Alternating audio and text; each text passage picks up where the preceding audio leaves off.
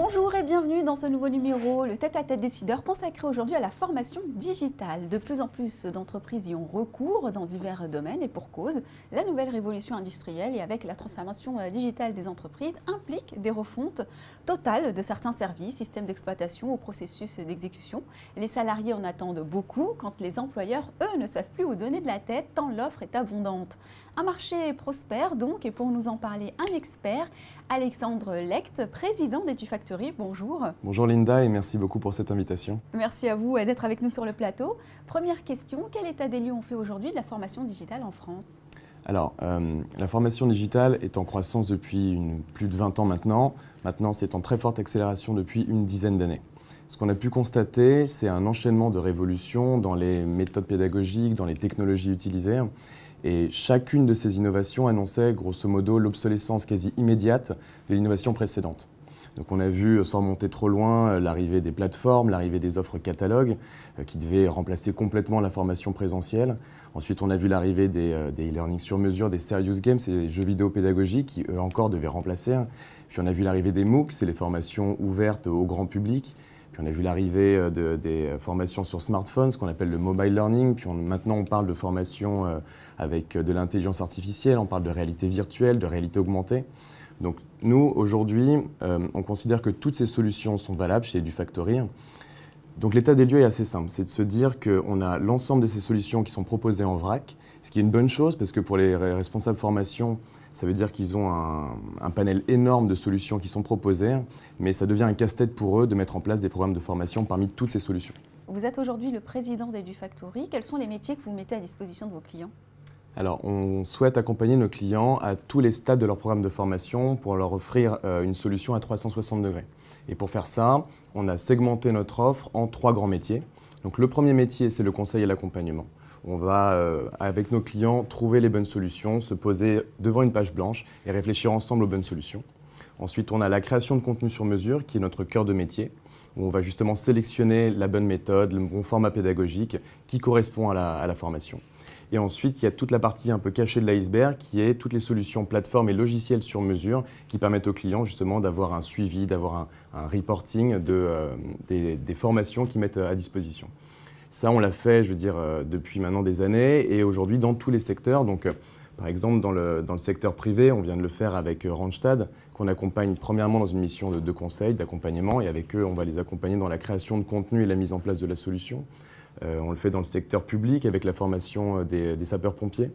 Et on le fait également dans le secteur académique avec l'école de commerce Cage Business School. Pour la même manière, on va les accompagner sur la conception et puis après la création et la diffusion des solutions. Alors, vous proposez une offre personnalisée, contrairement à bon nombre de vos concurrents qui, eux, proposent des offres plutôt verticalisées. Dans le concret, ça se passe comment ? Alors, nous, on ne souhaite pas proposer des solutions pré-packagées aux clients. Pour nous, le sur-mesure est indispensable, c'est une stratégie qu'on veut mettre en place. On se rend compte en fait dans tous les projets que les problématiques sont différentes, c'est-à-dire en fonction du sujet qu'on aborde. Est-ce qu'on est sur un sujet RH? Est-ce qu'on est sur un sujet technique? Est-ce qu'on est sur un sujet réglementaire? Ensuite, quelle est la culture de l'entreprise ou quelle est la culture du département? Quelle est la population à former?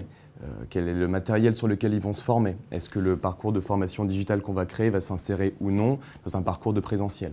Donc pour nous, en fait, tous ces éléments créent une sorte de combinaison unique pour laquelle il ne peut pas y avoir qu'une seule solution. C'est pour ça que nous proposons des solutions qui vont être spécifiques, sur mesure, pour être certains de répondre à tous les enjeux et à toutes les problématiques de la formation.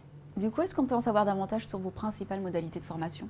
Alors, en ce qui concerne les modalités, il y a 2 grands sujets à traiter séparément. Il y a le format et les outils. Ça va dépendre de la profondeur avec laquelle on veut traiter le sujet. Est-ce qu'on est sur de l'information? Est-ce qu'on est sur de la formation? Est-ce qu'on est sur du perfectionnement, etc. Et donc, en fonction de ça, déjà, on va sélectionner si on est sur des formats très courts, des formats plus complexes, des formats sur lesquels on a plus de liberté d'action. Donc, on va segmenter en fait l'offre de formats avec de la vidéo, pour commencer, ce qu'on appelle du vidéo learning, dans lequel on peut mettre plein de catégories de formation. Ensuite, on a le gros un petit peu du secteur qui est ce qu'on appelle le e-learning en réalité, dans lequel maintenant on a plusieurs modalités, le rapid learning, le micro-learning et tout ce qui est formation simple. Et ensuite, on a tout ce qui est simulation, serious game, donc jeux vidéo pédagogiques pour lequel on va traiter des sujets plus complexes et on va être capable justement de simuler des choses qui sont comportementales ou beaucoup plus techniques.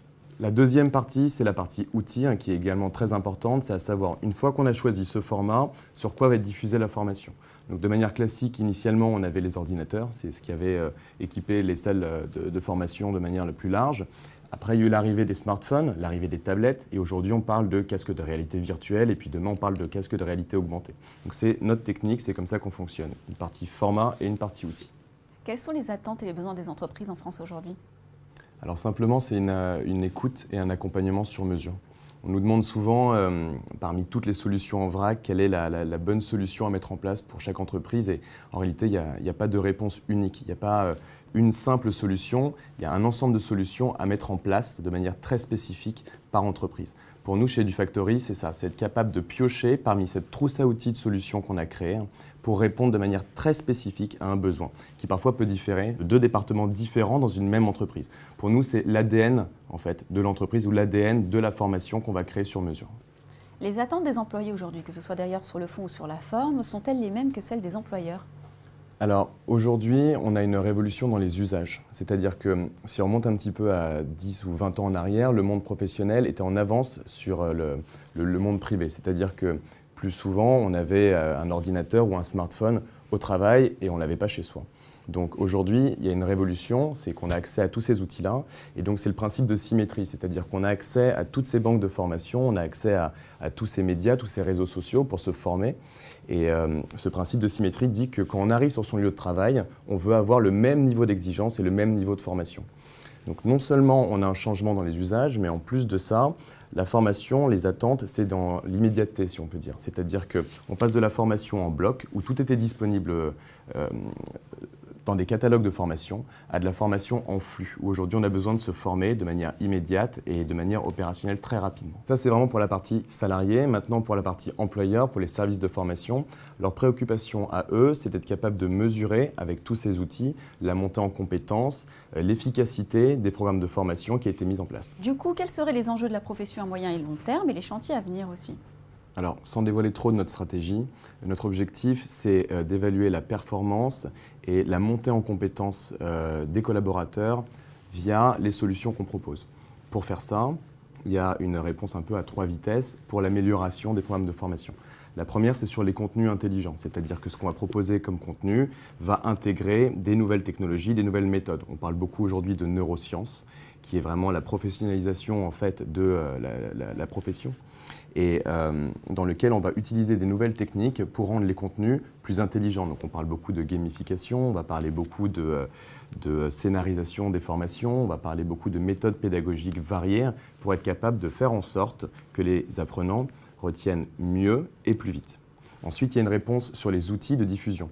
Aujourd'hui, donc, on parlait de smartphone, on parle de casque de réalité virtuelle. Donc l'objectif et un des enjeux de la profession, ça va être de s'adapter sans céder aux modes, sans céder aux nouvelles tendances, en utilisant intelligemment cette nouvelle méthode, cette nouvelle technologie pour répondre encore une fois plus efficacement aux enjeux de la profession.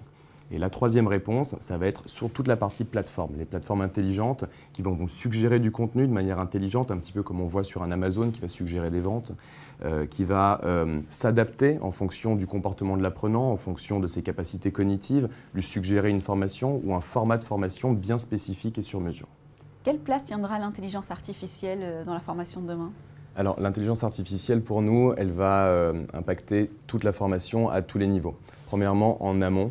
On parle beaucoup aujourd'hui, quand on parle d'intelligence artificielle, de bots. Ce sont ces petits robots qui viennent discuter avec les personnes, les utilisateurs, pour les orienter. Aujourd'hui, l'intelligence artificielle va permettre justement d'orienter de manière plus efficace les apprenants vers la bonne formation au bon moment et personnaliser son expérience de formation. Ensuite, ça va interagir pendant la formation dans les contenus, puisqu'on parle d'adaptative learning, donc ce sont des modules qui s'adaptent en fonction de l'apprenant, et l'intelligence artificielle, encore une fois, va pouvoir aider à mieux comprendre et à faire en sorte que la formation s'adapte au mieux aux besoins de l'apprenant. Et la dernière partie, évidemment, c'est tout ce qui est lié aux plateformes. Et donc là, on va parler de big data au final.